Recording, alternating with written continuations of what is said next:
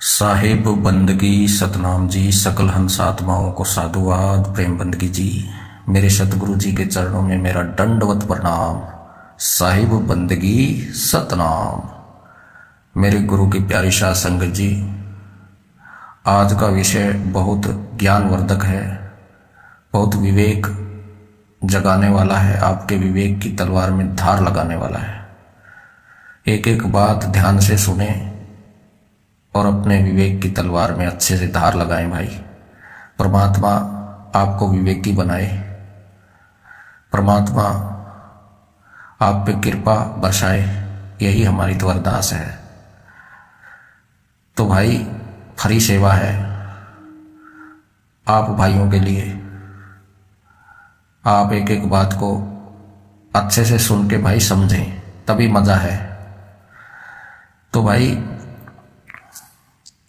ये झूठ के पकोड़े उतारने वाला झूठड़ा गुरु बहुत पकोड़े उतारता है, लेकिन अब ये पकोड़े नहीं चलेंगे, ये बासी हो गए हैं इसके पकोड़े।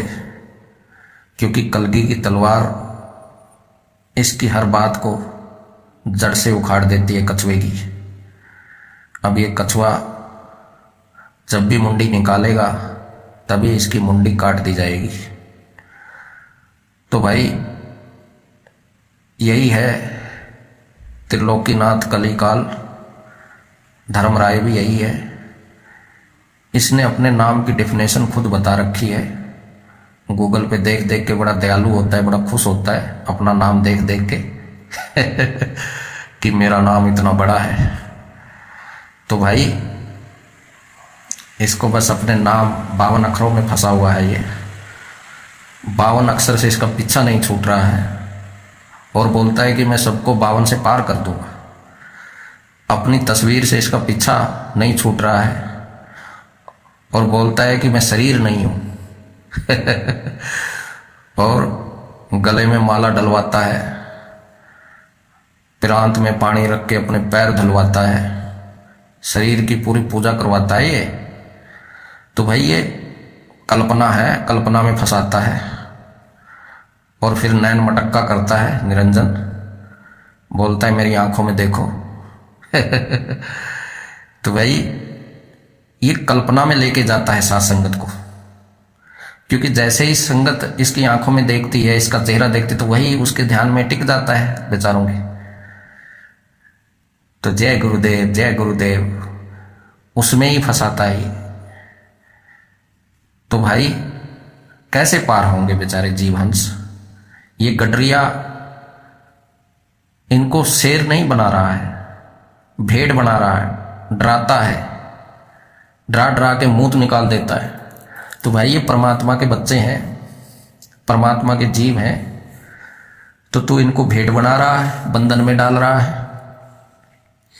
क्यों डाल रहा है? क्योंकि अगर ये जाग गए, अगर इन्होंने अपना स्वरूप जान लिया, तो इस गडरिये को खतरा है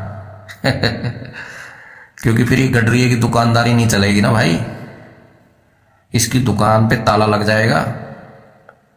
तो इसलिए ये कल्पना में सबको लेके जाता है, मनमुखा ज्ञान सुनाता है, ताकि इसकी दुकानदारी चलती रहे, इसके ऊपर माया बरसती रहे। ये माया का यार है, ये गिद्ध है, गिद्ध नोच नोच के खाने वाला। इसकी नजर तुम्हारे माल मसाले पे है, तुम्हारी हड्डी तक चबा जाएगा ये। जैसे एक भाई बता रहा था कि उसके पैसे बेचारे ने लालच में आके किधर डाल दिए, 3-4 लाख रुपए डबल होने के चक्कर में। तो उसने फिर इसको बता दिया, तो इतना खून तो उसका नहीं जला होगा जितना खून इसका जल गया सुन के बाद 3-4 लाख रुपए गए। तो क्या बोल रहा है ये कलिकाल निरंजन उसको, अरे जब मैं आया था तो आरती की थाली में तो तुम लोग 400-500 रुपए रखते हो, 200 रुपए रखते हो, और वो 3-4 लाख रुपए ले गया तुम्हारे। शर्म आनी चाहिए तुमको। मतलब कि इसका कहने का मतलब ये है कि वो 3-4 लाख रुपए मुझे दे देते, थाली में तो तुम, आरती की थाली में तो तुम 500 रुपए रखते हो और वहां 3-4 लाख रुपए तुमने बर्बाद कर दिए। तो जिसके 3-4 लाख रुपए गए भगत के, उसका इतना खून नहीं जला होगा जितना इसका जल लिया, डबल टिबल फिर भी देखो इसको पहचान नहीं रहा है कोई भाई। ये आंखें हमें ही क्यों दे दी परमात्मा ने इसकी परख करने की, आपको क्यों नहीं ये आंखें खुल रही हैं भाई सबकी। तो भाई ये बोलता है कि ये सब थुक चट्टू हैं, मेरा ज्ञान चुरा चुरा के ये ज्ञानी बन गए। अरे नहीं भाई, हमने तो पैसे में खरीदा है ज्ञान, पैसे दिए हैं तेरे को, पैसे दे के खरीदा है हमने तो। पैसे से कोई भी दुकान से कुछ भी खरीद सकते हैं, उसमें क्या है।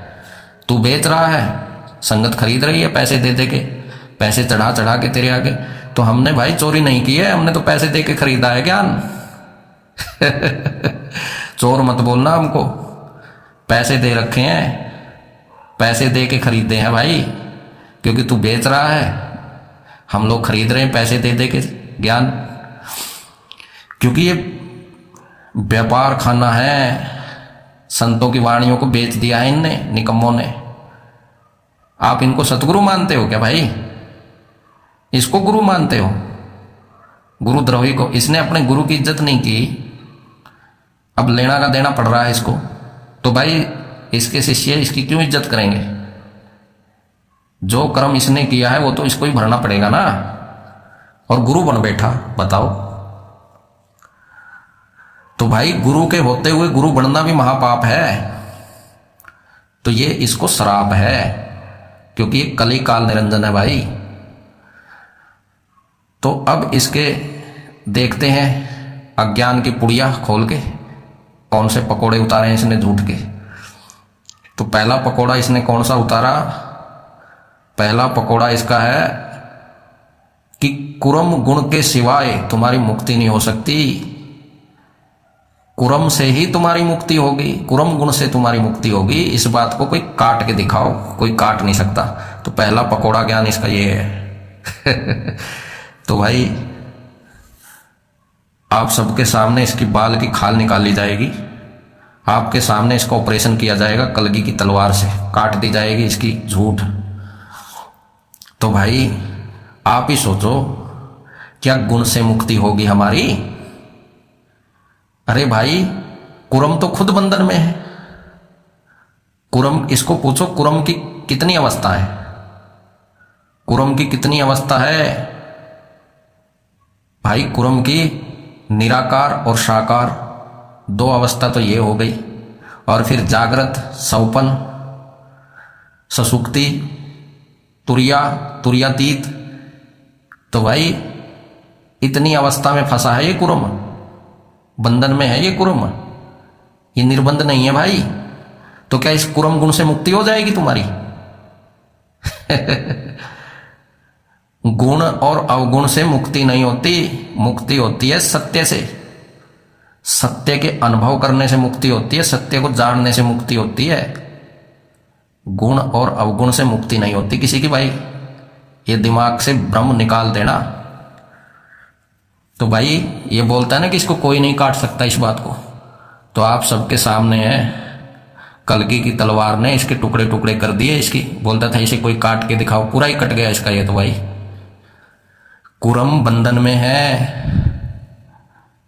जब वो सेप मूड में होता है तो निराकारी होता है, वो निराकार अवस्था में। और जब मुंडी निकालता है तो वो साकार सृष्टि बना रहा है वो। और फिर जब मुंडी अंदर करता है तो सृष्टि को खत्म कर देता है। यही है दो अवस्था, निराकार और साकार।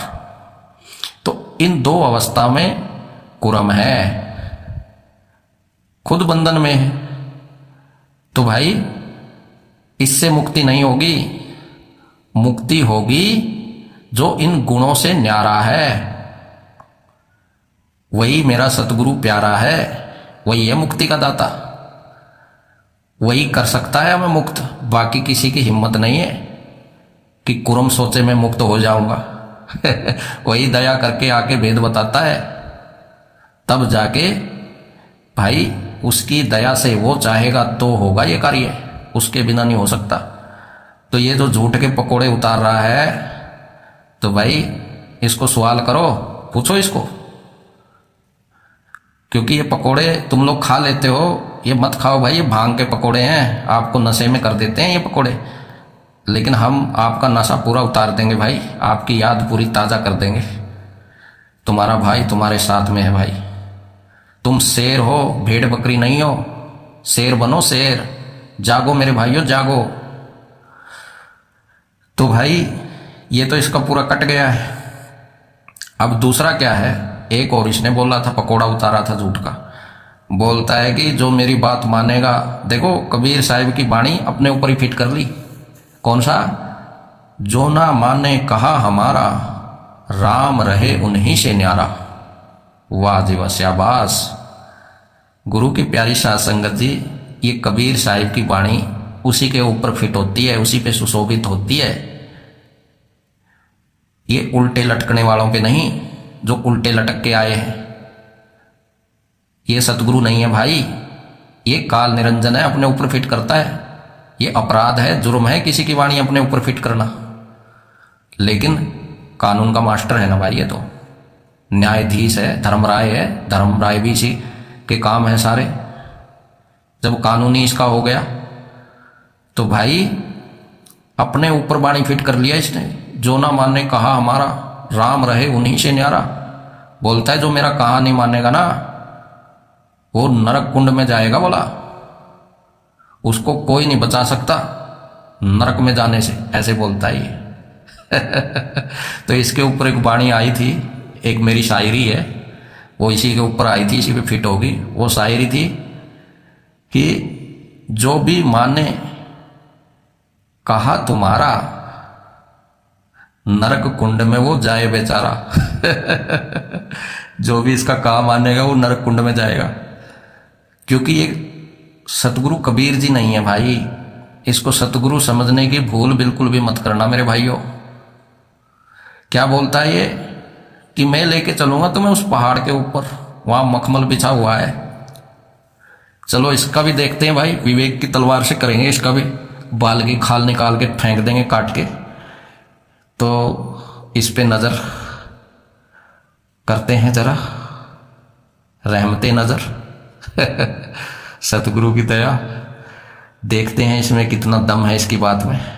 तो ये क्या बोलता है कि भाई उस पहाड़ पे जो मेरे साथ आएगा, तो वहां पे मखमल बिछा है। अगर तुम वहां पे आओगे तो ऐसा हो ही नहीं सकता कि तुम्हें परमात्मा ना मिले। ये गारंटी है, मेरी गारंटी। इस बात को कोई काट के दिखाओ। इसमें भी ऐसे ही बोलता है। घमंड, अहंकार। तो जहां अहंकार वहां कलगी की तलवार तैयार खड़ी है। तो भाई चलो देखते हैं अभी इसका प्रैक्टिकल, पोस्टमार्टम करते हैं इसकी। ढोबरे ढोबरे खिंडा देंगे, अभी 1 सेकंड लगेगी। तो भाई इसको तुम पूछो सब मिलके कि जिसको तुमने इस पहाड़ पे चढ़ाया था, मखमल पे बिठाया था, तो वो तो उतर के चले गए तेरे पहाड़ से, उनको तो परमात्मा मिला नहीं। तो गुरुदेव, हे निरंजन देव, हमको क्यों उल्लू बना रहा है फिर तुम? कि पहाड़ पे चढ़ जाओ, पहाड़ पे चढ़ जाओ। अरे जो पहाड़ पे चढ़े थे वो तो तुझे लात मार मार के चले गए, उतर के चले गए वो तो तेरे पहाड़ से, मखमल भी छोड़ गए तेरा। तो अब किसको तू उल्लू बना रहा है भाई कि इसको कोई नहीं काट सकता? तेरा कब का काट के चले गए वो। पहाड़ पे चढ़ के नीचे छलांग मार गए। तो भाई ये सब जो बातें बोल रहा है, पहले तो बोलता है विहंगम चाल से चलना है, शब्द विहंगम चाल हमारी। सतगुरु की वाणी उठाता है।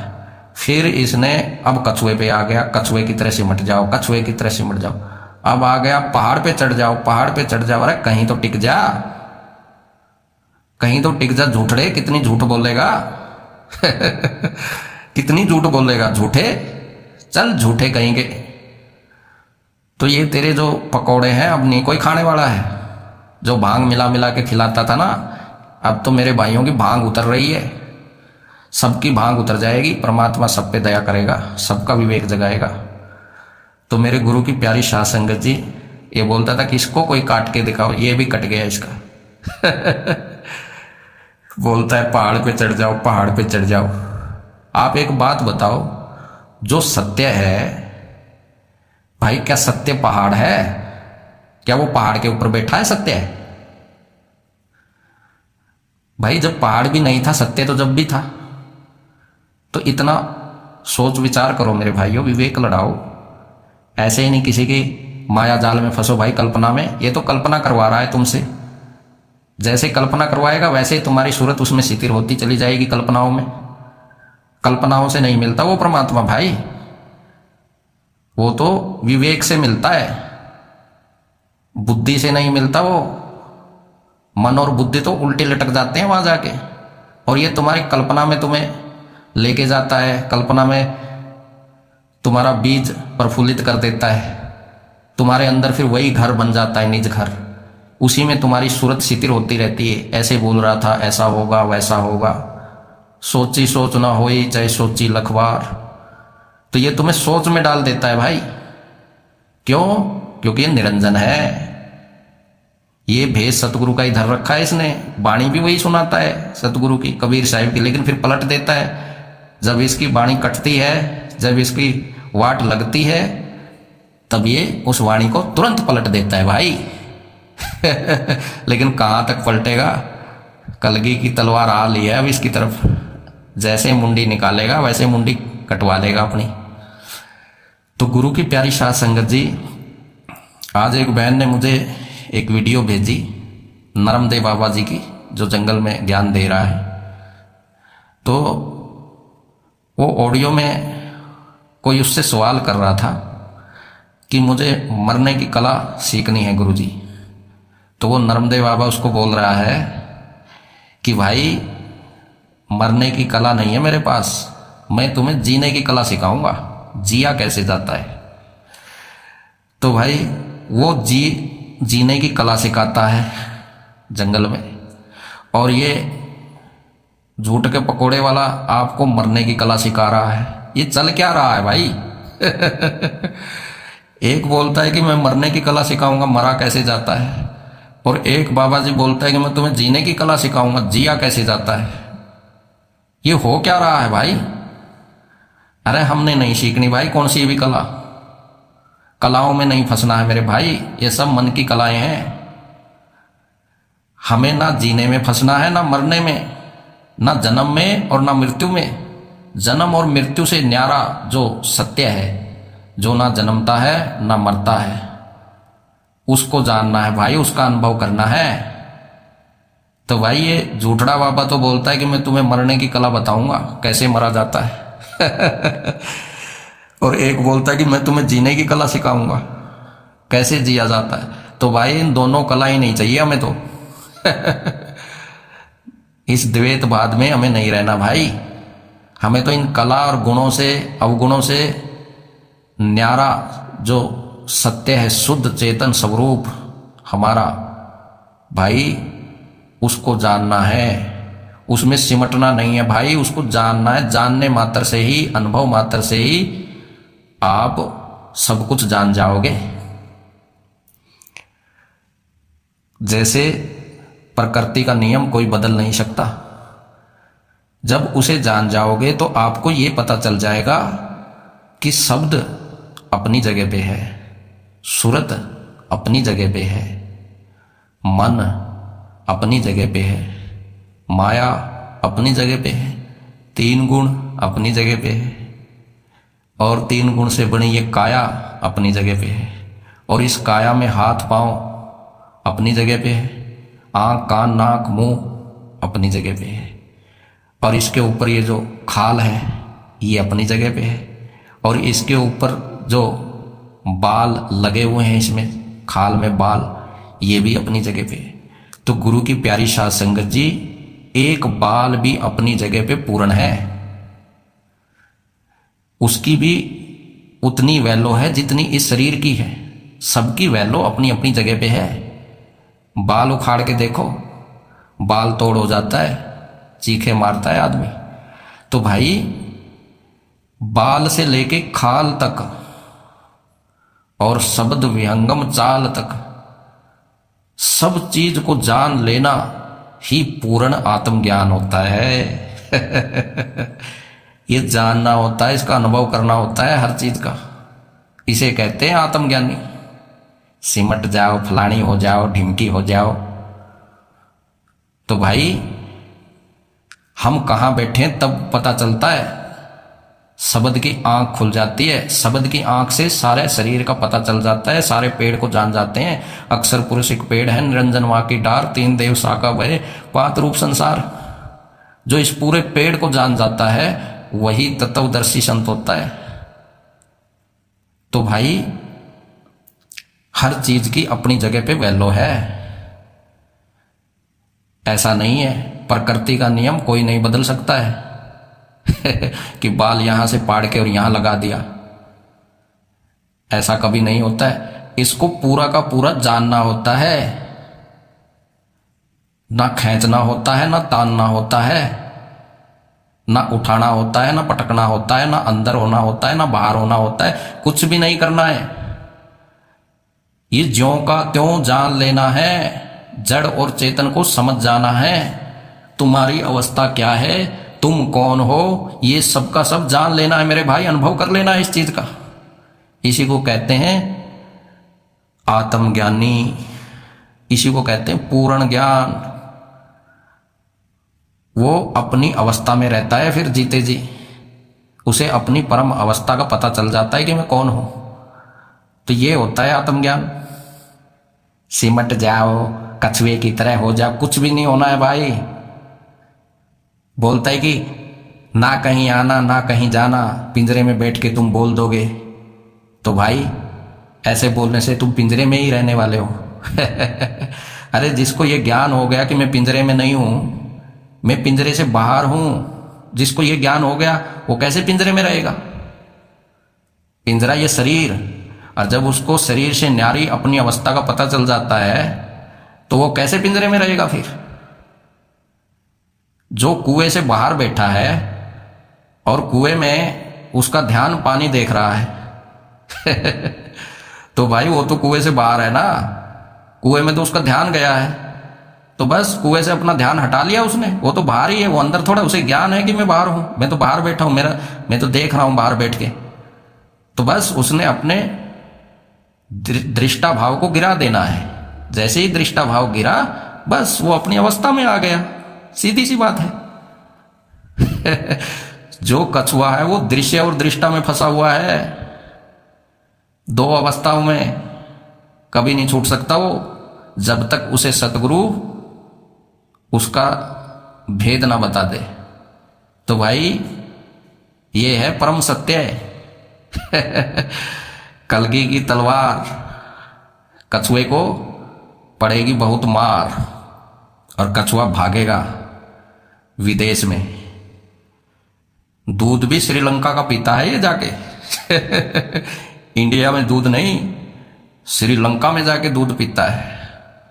वाह रे वाह निरंजन, इंडिया का तो झंडा भी नहीं लगाता भाई ये चैनल में, सब विदेशी झंडे, क्योंकि निरंजन है, विदेश का शौक है इसको, इसको किसी की कोई जरूरत नहीं है भाई, अपनी दुकान से माया से मतलब है इसको। तो समझ जाओ मेरे भाइयों, जाग जाओ भाई, आपके लिए आपका भाई बैठा है, इसकी हर चाल को काट दिया जाएगा। तो भाई ऑडियो लंबी हो रही है, तो भाई सबको मेरा साधुवाद है, प्रेम बंदगी है जी। सब मेरे भाइयों का विवेक जगे और सब मेरे भाई शेर बने, भेड़ बकरी मत बनो यार, भेड़ बकरी मत बनो, शेर बनो, गुलामी मत करो, बंधन में मत आओ। किस चीज का तुम्हें डर है? अरे निर्भय हो जाओ, डर में रहोगे तो गुलाम बन के रहोगे सारी जिंदगी। निर्भय हो जाओ, सवाल करो इससे, क्यों डरते हो? तुम तो ऐसे हो गए जैसे पट्टा बांध दिया है कुत्ते को। ऐसा मत बनो भाई, सतगुरु की बंदगी करो, जो शरीर से न्यारा है उसकी पूजा करो, उसमें रमण करो, इसकी गुलामी मत करो भाई। काल निरंजन की ये नहीं चाहता कि एक भी जीव पार हो जाए, ये तो यहीं पे रखना चाहता है अपना चेला बना के तो भाई समझ जाओ, और कितना समझाएं भाई, अब भी नहीं समझोगे तो आपकी मर्जी है भाई, क्योंकि आपका फैसला, आपकी मुक्ति आपके हाथ में है। लेकिन अपना विवेक जरूर जगाओ भाई। तो सबको मेरा साधुवाद है, प्रेम बंदगी है जी, साहेब बंदगी, सतनाम जी, सतनाम जी।